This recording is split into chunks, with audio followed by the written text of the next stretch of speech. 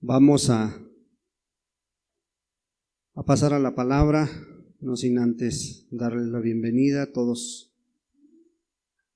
los que ya están aquí y también a aquellos que nos escuchan en diferentes partes, en diferentes estados. Pues les damos la bienvenida y les damos un saludo en Cristo Jesús. A las familias que nos escuchan allá detrás de la frontera en Minneapolis, Minnesota, en Oaxaca, en el Estado de México, en el Distrito Federal, pues queremos decirles que desde acá les enviamos un cordial saludo. Bueno, vamos a continuar con nuestra serie de creyente o discípulo. ¿Qué eres, creyente o discípulo? Y hoy vamos a dar la quinta enseñanza y vamos a ir a Lucas 16, Lucas capítulo 16.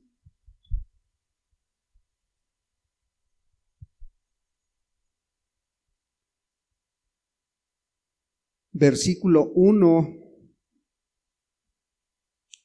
al versículo 13. Lucas capítulo 16, versículo 1 al 13.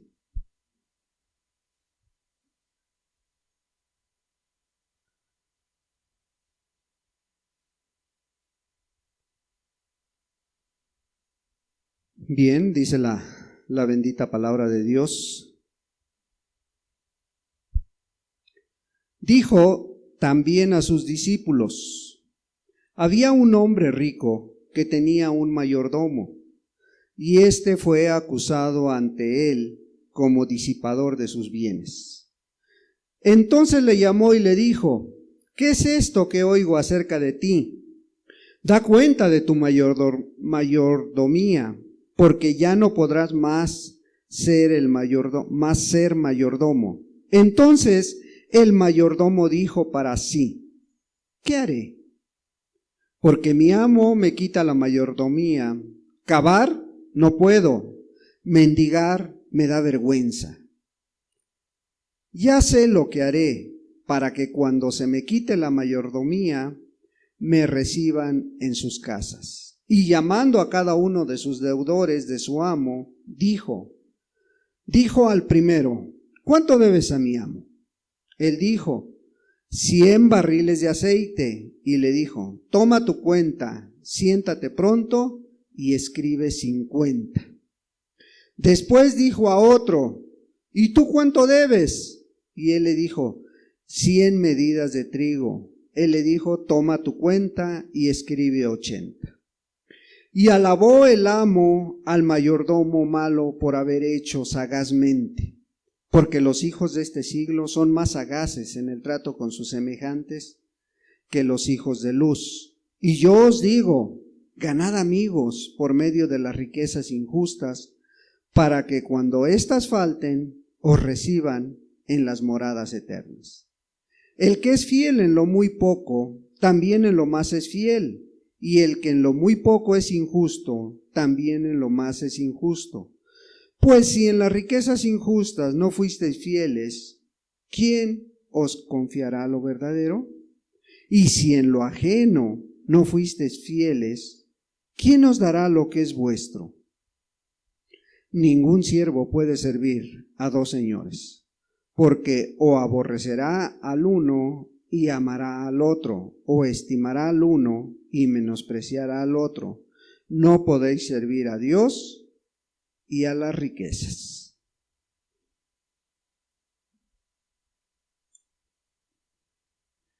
Pues vemos una parábola acerca del reino de Dios, una parábola en la cual el Señor Jesús es el que está poniendo esta parábola enfrente de los discípulos y de las demás gentes que había ahí. Dice que se dirigió a los discípulos principalmente. ¿Por qué a los discípulos? Porque ellos eran los que querían seguirlo a él, porque ellos eran los que se decían cristianos. Ahora bien, primero entendamos qué es un mayordomo. Un mayordomo es un administrador de bienes de alguien.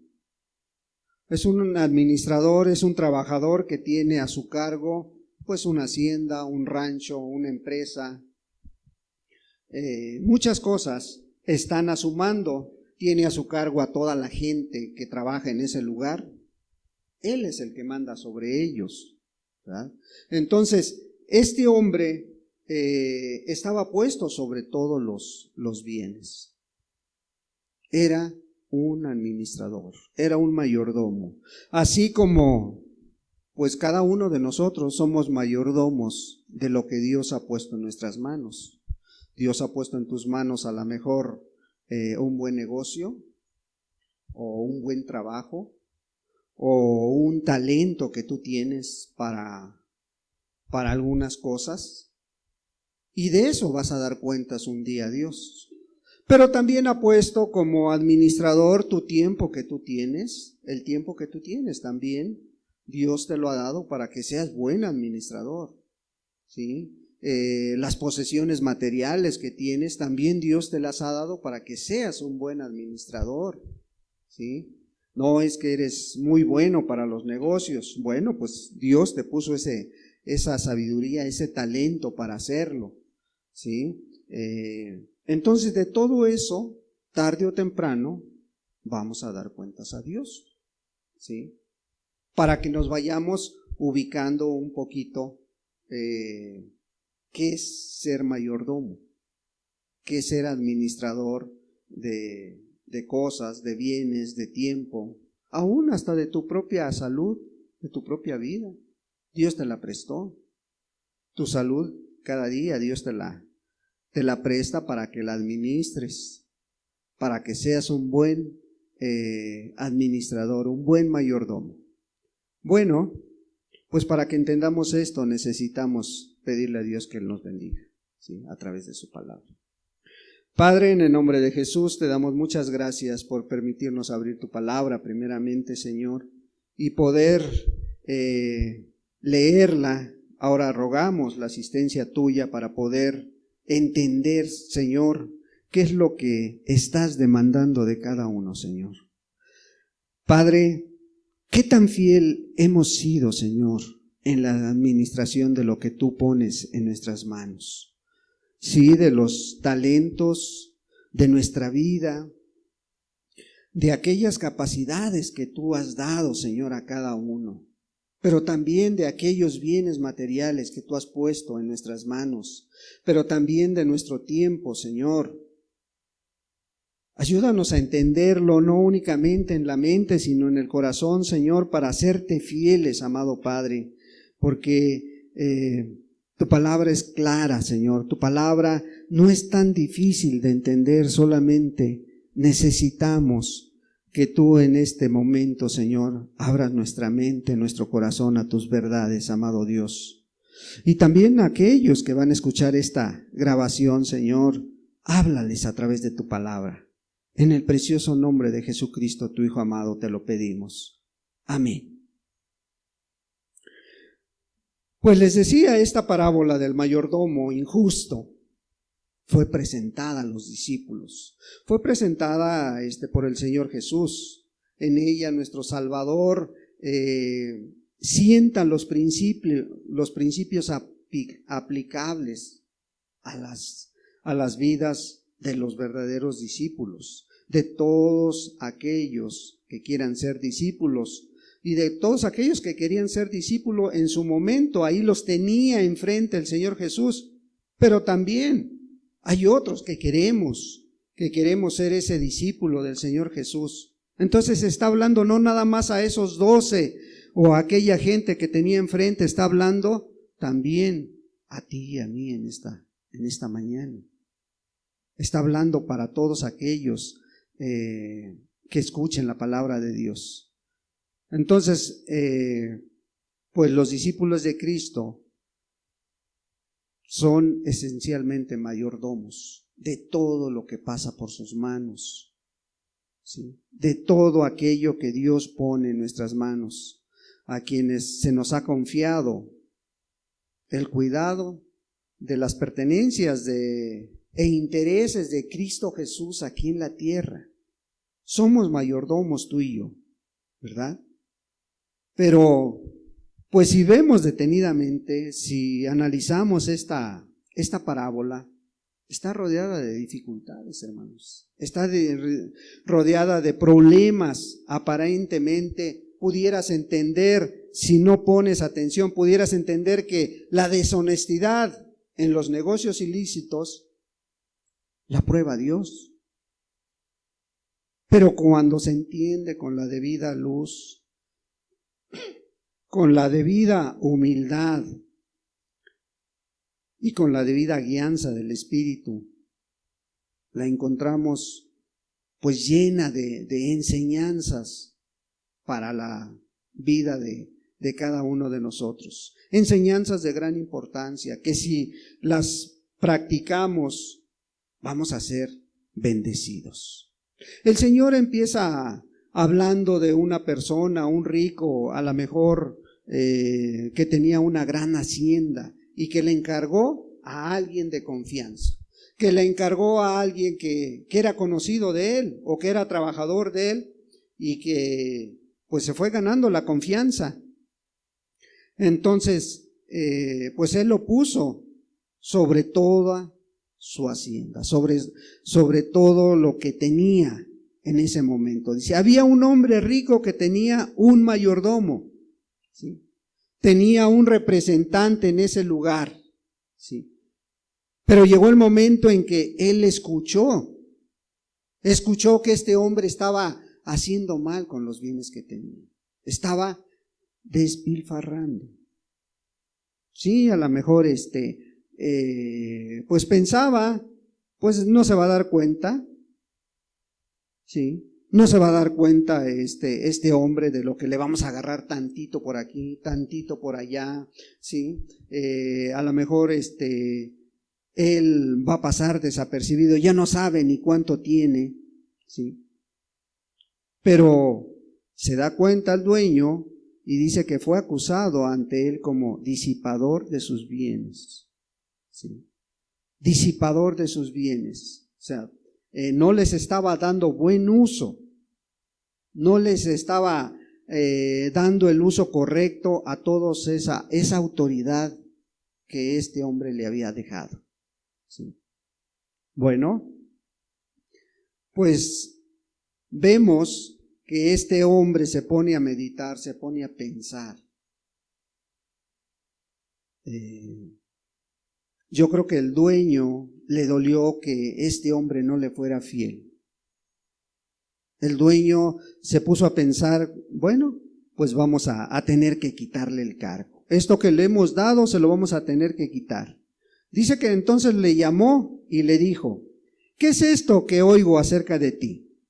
Da cuenta de tu mayordomía, porque ya no podrás más ser el mayordomo. La noticia dura, difícil, llega a la vida del mayordomo. ¿Por qué?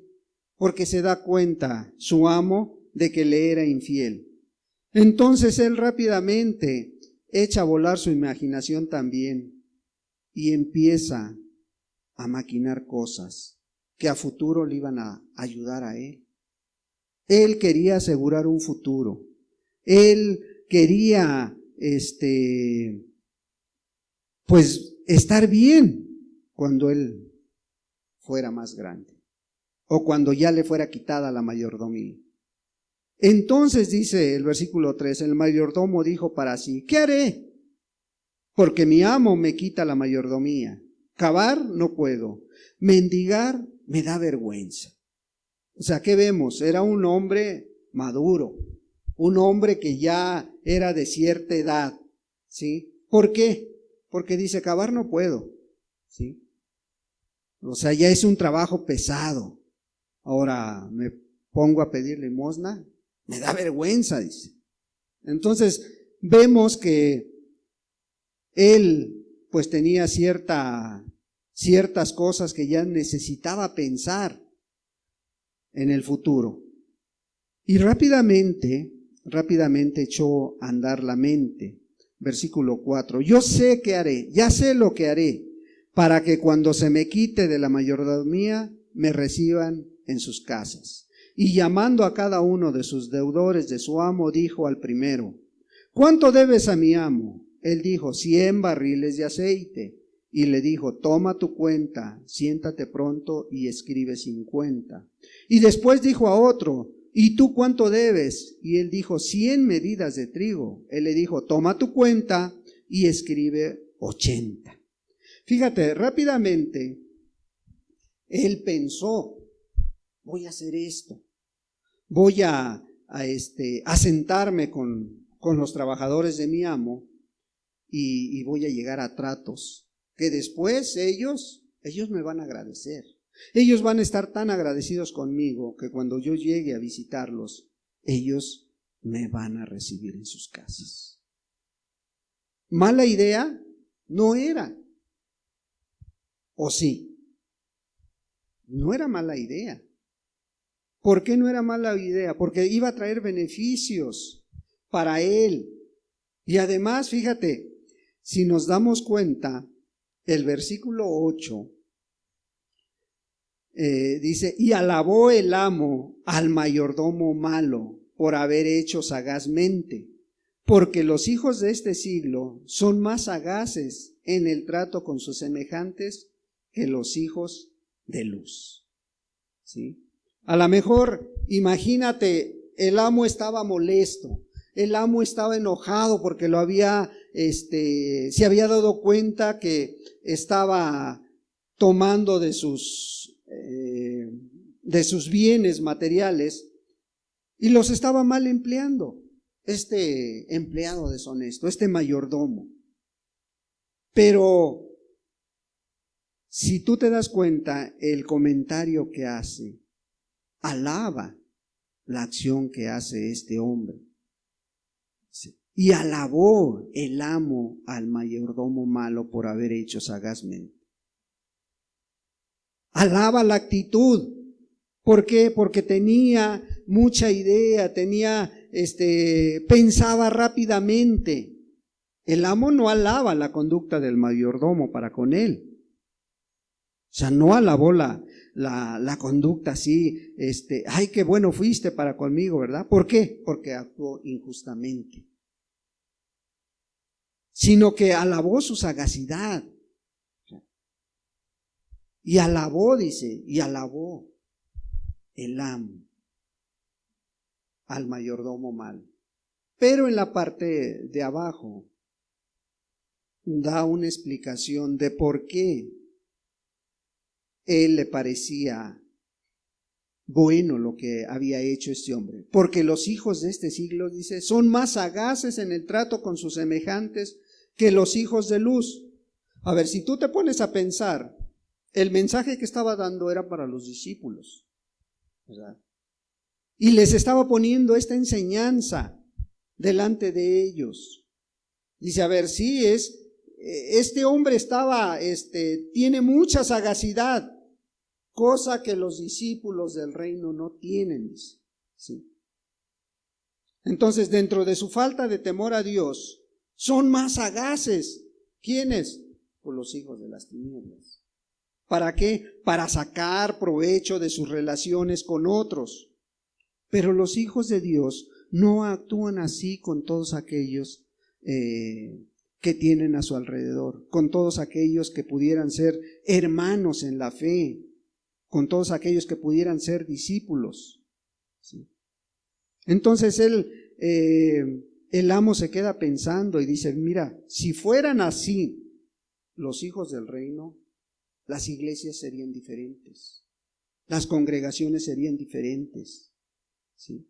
¿Por qué? Porque, actuarían de una manera muy rápida. O sea, serían muy más rápidos para pensar, más sagaces. ¿Sí? Entonces, si en las cosas temporales los hijos de este siglo son tan sagaces, ¿cuánto más debería ser el que tiene la luz de Dios, el que tiene la dirección de Dios en su vida? El discípulo debería de ser más sagaz en las cosas espirituales. Entonces, pues vemos que los mundanos son más sagaces en las cosas temporales, porque ellos pueden actuar justa e injustamente. Ellos tienen esas dos opciones. ¿Sí? ¿Por qué? Porque a lo mejor injustamente este hombre está haciendo favores a sus amigos, a esos amigos malos, a lo mejor a esos amigos que tampoco tenían temor de Dios y aceptaron el trato que estaba teniendo con ellos. Bueno, cuánto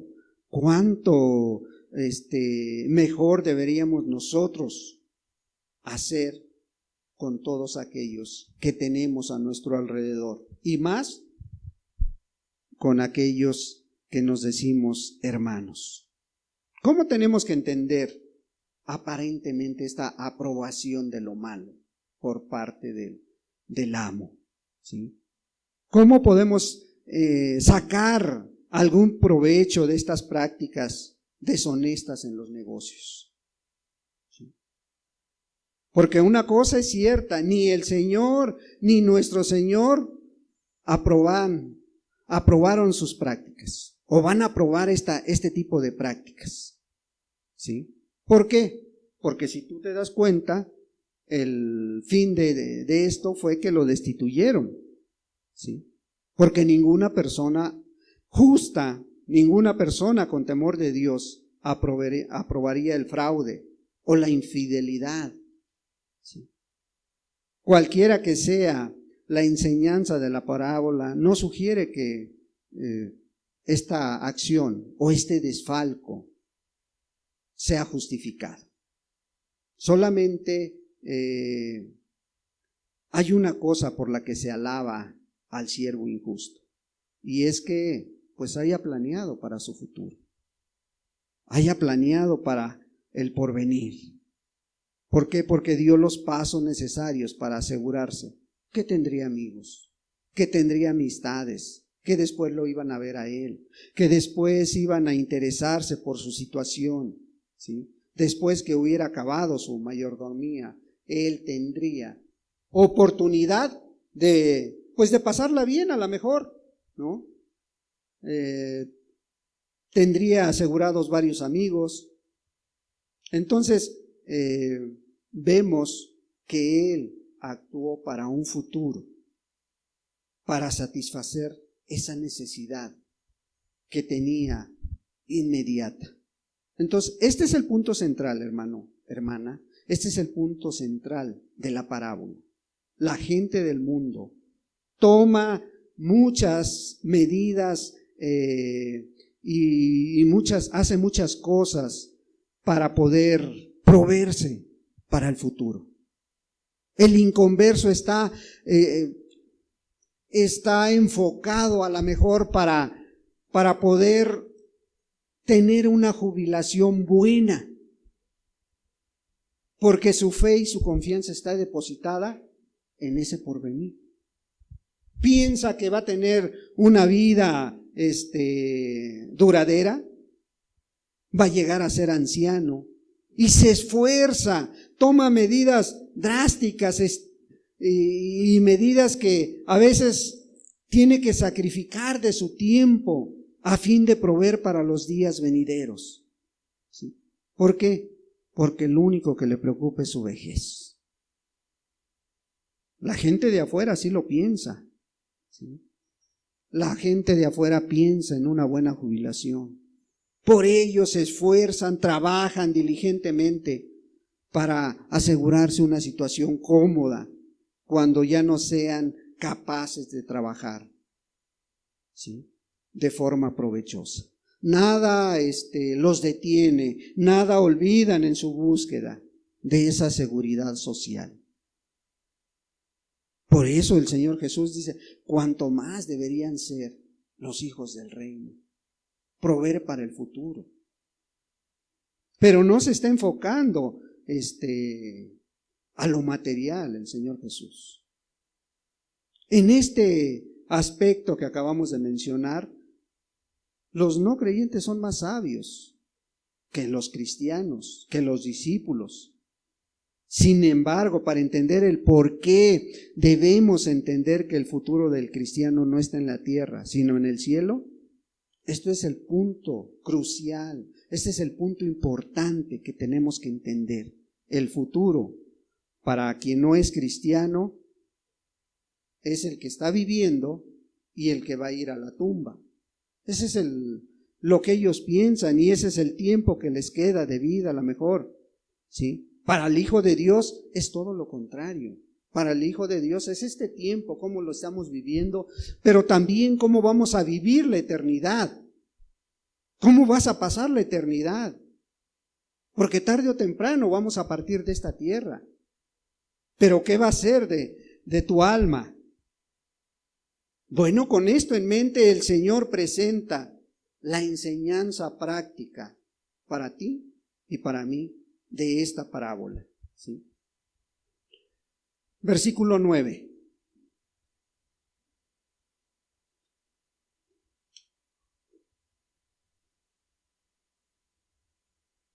Y yo os digo, ganad amigos por medio de las riquezas injustas, para que cuando éstas falten, os reciban en las moradas eternas. Y yo os digo, dice, ganad amigos por medio de las riquezas injustas. Las riquezas injustas, puedes ponerles nombres, puedes mencionar el dinero, las posesiones materiales, ¿sí? Estas cosas las podemos usar en ganar almas para Cristo. Las personas que nosotros ganamos por el uso adecuado de nuestros bienes, aquí son llamados amigos, ¿sí? Viene un día cuando vas a faltar aquí en la tierra. Viene un día cuando Dios va a venir por tu alma o va a venir por su iglesia, ¿sí? Ya sea para que vayamos y le rendamos cuentas, o ya sea para que nos vayamos con Él. Pero tarde o temprano esto va a ocurrir, ¿sí? Porque así está escrito. Bueno, los amigos ganados por el uso correcto de nuestras posesiones materiales, de tu tiempo, porque has invertido tiempo en buscar almas que se salven para Dios, servirán entonces a lo mejor allá arriba para aumentar todavía más tu fe, para estar mucho mejor con Dios allá arriba. Imagínate cuando te encuentres allá a tu amigo, a tu conocido, a tu hermano, a tu papá, y que te digan, por ti estoy aquí, porque invertiste tiempo en visitarme, porque fuiste a predicarme, porque me visitaste en el hospital, ¿sí? Porque invertiste para que se levantara un lugar donde se predique tu palabra, porque invertiste parte de tus bienes materiales en la extensión del reino, invertiste en mandar a hacer unos folletos, me regalaste una Biblia, me regalaste una memoria para escuchar la palabra de Dios.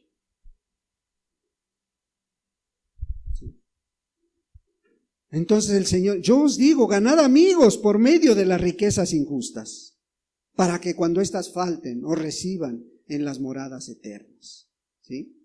Entonces, esta es la manera como los fieles mayordomos planean para el futuro. No gastando la corta vida que tenemos en la búsqueda y el esfuerzo y la lucha de tener más, de tener una seguridad en esta tierra, de ser un hombre, una mujer apasionados por esforzarse, por verse rodeados en el cielo por amigos. Esa debería de ser la mentalidad, ¿sí? Esos amigos que fueron ganados para Cristo a través de todos tus bienes materiales, ¿verdad?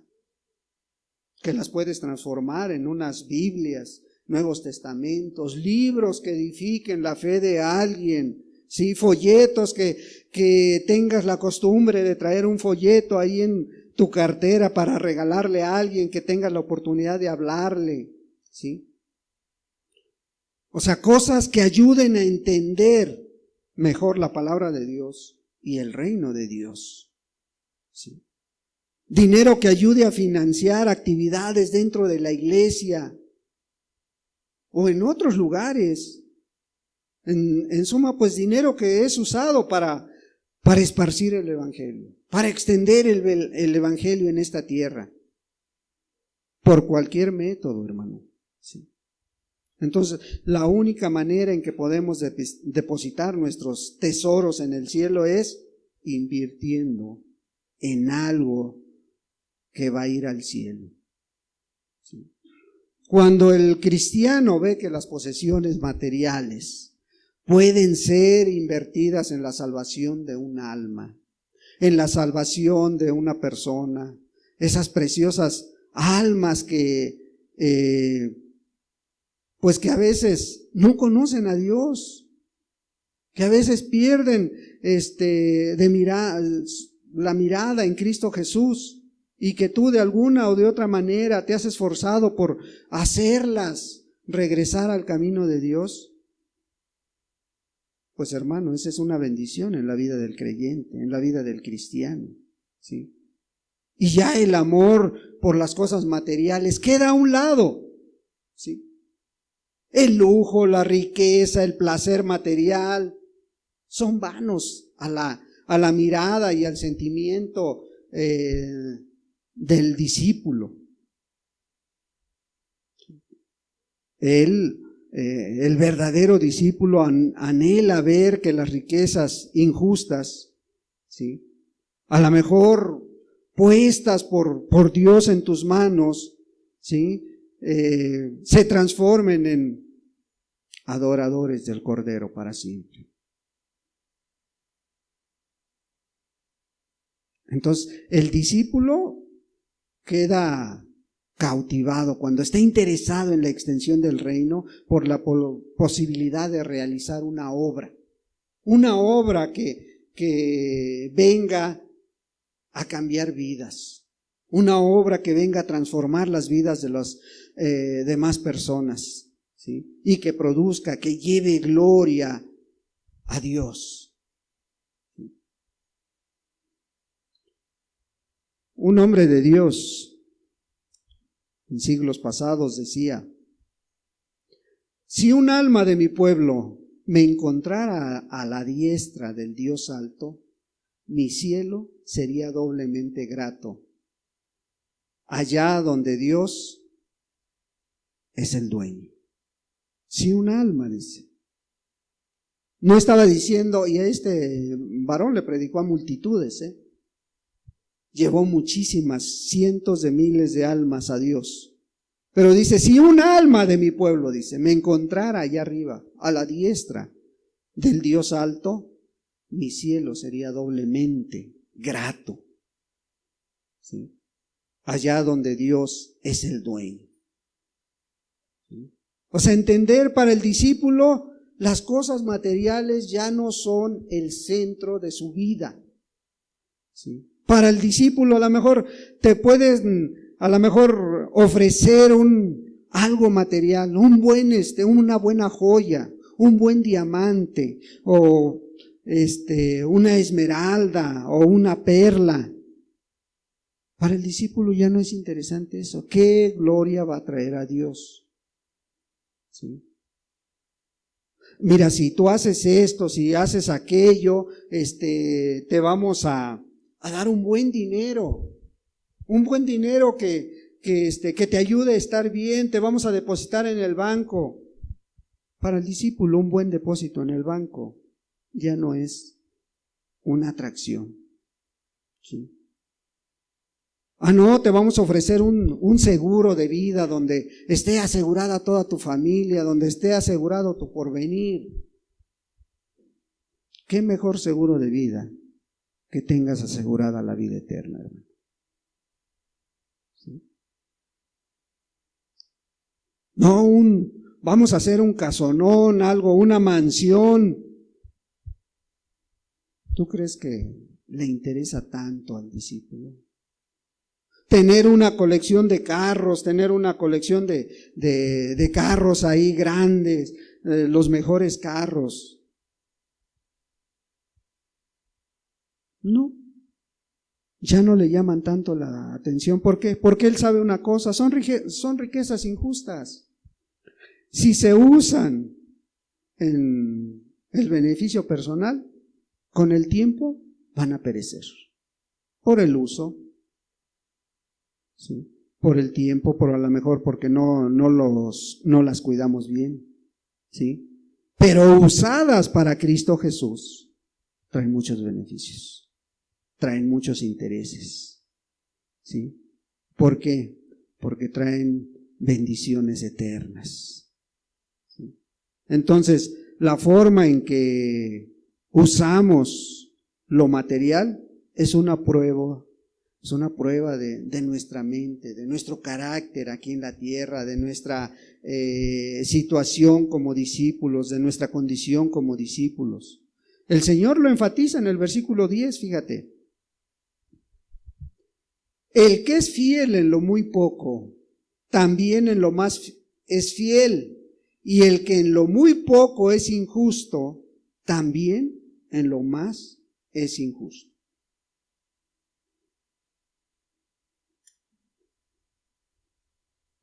Aquí el Señor le está dando una explicación muy clara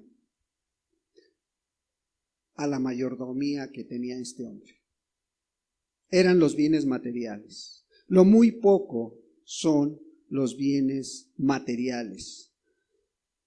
Entonces, estas cosas usadas en el reino de Dios son una bendición para los demás, ¿sí? Los injustos son los que usan las posesiones para la comodidad, el lujo, los placeres egoístas. Si no se puede confiar en un hombre en lo muy poco es lo material, ¿cómo se puede confiar en lo mucho? ¿Sí?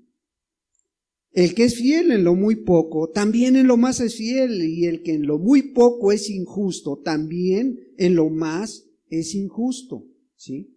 Entonces, ¿cómo se puede confiar lo mucho, lo espiritual, si es inconstante con las riquezas? Con esas riquezas que a lo mejor muchos ni se esfuerzan en obtenerlas, pero no son fieles. ¿Cómo se puede confiar en un discípulo así? ¿Cómo Dios le va a confiar aquellas grandes verdades que vienen a través de la palabra de Dios? ¿Cómo Dios va a confiar los misterios de Dios a aquella persona que no es justa? Primera de Corintios 4, versículo 1 y 2. Primera de Corintios 4, 1 y 2.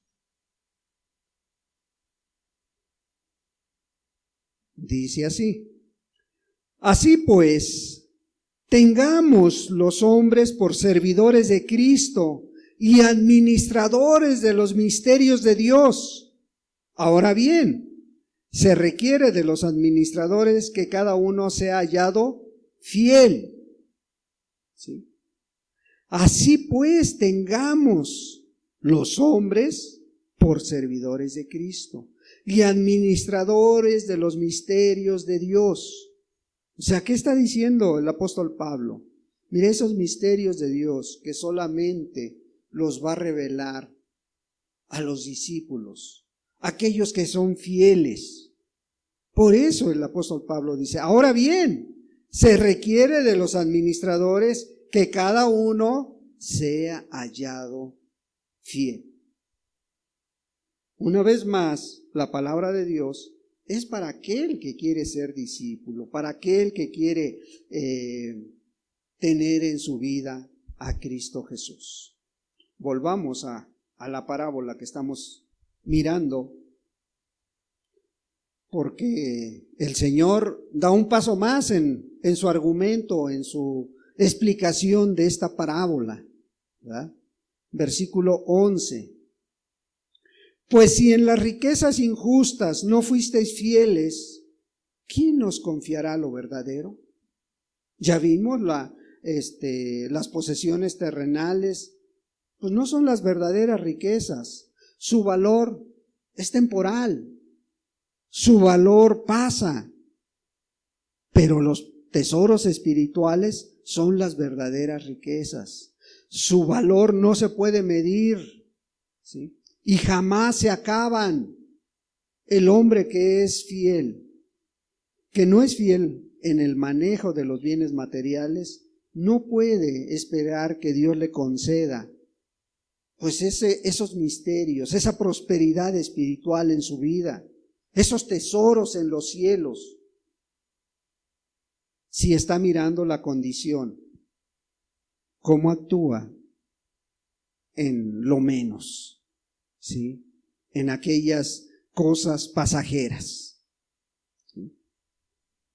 Versículo 12. Y si en lo ajeno no fuisteis fieles, ¿quién os dará lo que es vuestro? Fíjate, si en lo ajeno, por eso al principio les decíamos, todo lo que tenemos, toda nuestra vida, nuestras fuerzas, nuestra mente, todo es de parte de Dios. ¿Sí? Y tú pudieras decir a lo mejor, no, pues yo tengo talento para esto, capacidad para aquello. Sí, pero Dios te lo ha dado, Dios lo ha permitido. El problema aquí es cómo lo usas, ¿sí? Entonces vemos el Señor Jesús, pues si en las riquezas injustas no fuisteis fieles, ¿quién nos confiará lo verdadero? Dice. Sí, las posesiones terrenales, esas no son las verdaderas riquezas. Eso va a pasar. Entonces, lo material no es nuestro. Y si en lo ajeno no fuisteis fieles, ¿quién nos dará lo que es vuestro? ¿Sí? Lo ajeno, todo es aquello que pertenece a Dios. Todo lo que posees lo has recibido de parte de Dios. Esa mayordomía, esa familia que tienes, ¿sí? Todo lo que pudieras llamar tuyo, todo lo que pudiéramos llamar nuestro, ¿no? Pertenece a Dios. Es de Dios. Entonces vemos que si estudiamos diligentemente la palabra de Dios, si ponemos por obra la palabra de Dios, la recompensa va a venir por haber sido fiel, porque Jesús ya hizo su parte, pero ahora te toca a ti y a mí hacer la nuestra. Mayordomo fiel es aquello, pues, o aquel que ha demostrado primero en el manejo de las cosas que Dios ha dado. O sea, no puedes esperar la revelación del evangelio completo, no puedes esperar que Dios te revele los secretos más profundos de la palabra de Dios si realmente no eres fiel en lo menos. ¿Sí? Si realmente no has entendido que todo lo que está en tus manos es puesto por Dios. Entonces, Dios, pues de alguna manera, está tratando con cada uno, ¿sí? El Señor Jesús está poniendo este ejemplo para que veamos cuán importante es poner atención a la palabra de Dios, cuán importante es poner por obra la enseñanza del Señor. Y Él termina esta parábola, dice, ningún siervo puede servir a dos señores, ¿sí? Porque o aborrecerá al uno y amará al otro, o estimará al uno y menospreciará al otro. No podéis servir a Dios y a las riquezas. Fíjate, Dios, el Señor Jesús está diciendo, no puedes tener tu pensamiento en el mundo y en las cosas eternas. ¿Por qué? Porque no puede existir una lealtad dividida. El discípulo no puede vivir para dos mundos. ¿Sí? El mayordomo o ama a Dios o ama el dinero. Si ama el dinero, pues va en contra de Dios, va en contra de la voluntad de Dios. Entonces, la enseñanza es para aquel que quiere ser discípulo, no para aquel que quiere ser creyente. Creyentes son todos, a lo mejor, porque a cualquier persona que tú le preguntas, ¿crees en Dios? Sí, sí creen. Dice el apóstol Santiago, también el diablo cree, pero él tiembla. Y muchos ya no. Sí. Y muchos ya no, ¿por qué?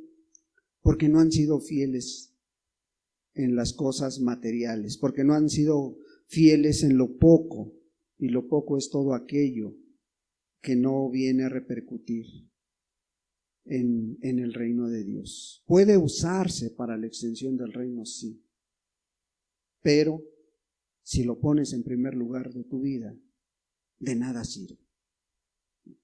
Un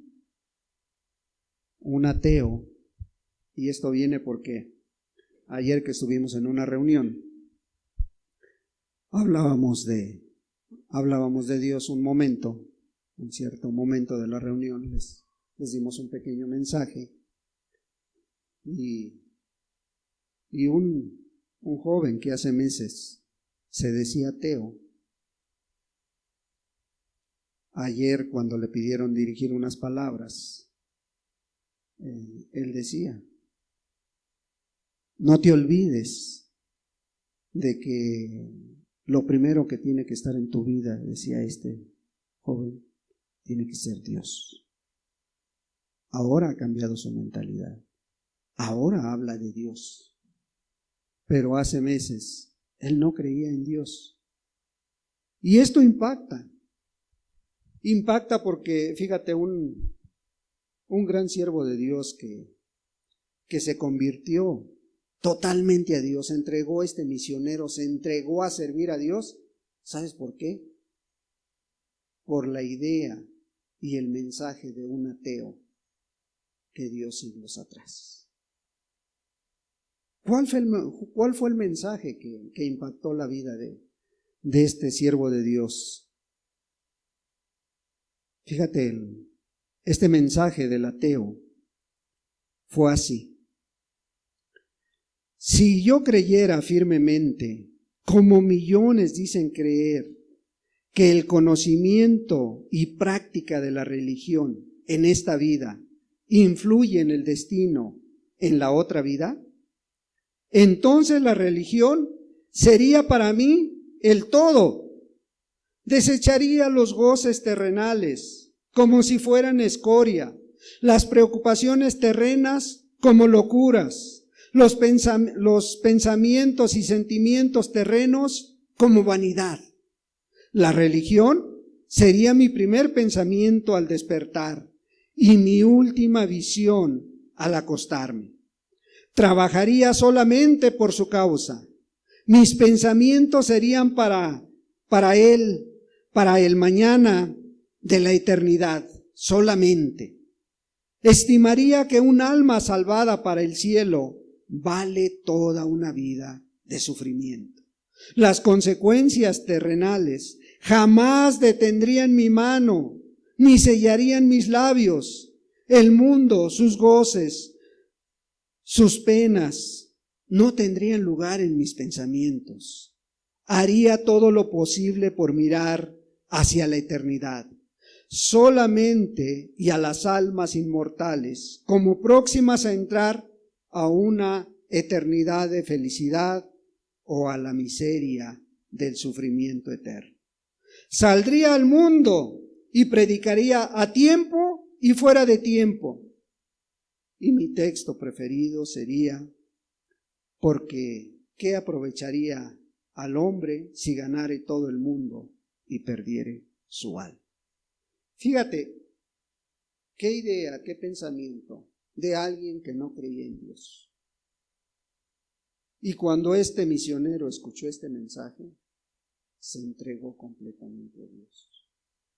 Y fue muy útil en las manos de Dios. Sí. Pero él lo que dice, porque ¿de qué aprovecharía al hombre si ganare todo el mundo y perdiere su alma? El Señor Jesús en esta parábola nos menciona, bueno, ten cuidado con lo que Dios pone en tus manos. ¿Eres buen administrador? Qué bueno, dale la gloria a Dios. Pero si no, vuélvete a Dios, hermano, para que Dios te halle fiel en lo injusto. Porque tarde o temprano estaremos delante de Él. ¿Sí? Démosle gracias a Dios, hermanos. Padre, en el nombre de Jesús te damos muchas gracias. Gracias por tu palabra, amado Dios. A través de ella podemos entender, Señor, que todo lo que nuestros ojos ven es pasajero, Dios. Ayúdanos a serte fiel, Señor. En lo muy poco, encuéntranos acorde, Señor, al llamado que estás haciendo para tener discípulos. Discípulos que te sean fieles a ti, Señor. Discípulos que a pesar de las luchas, de las pruebas, de las escaseces, a pesar de las enfermedades, de los problemas, Padre, podamos un día ser recibidos por ti, amado Dios.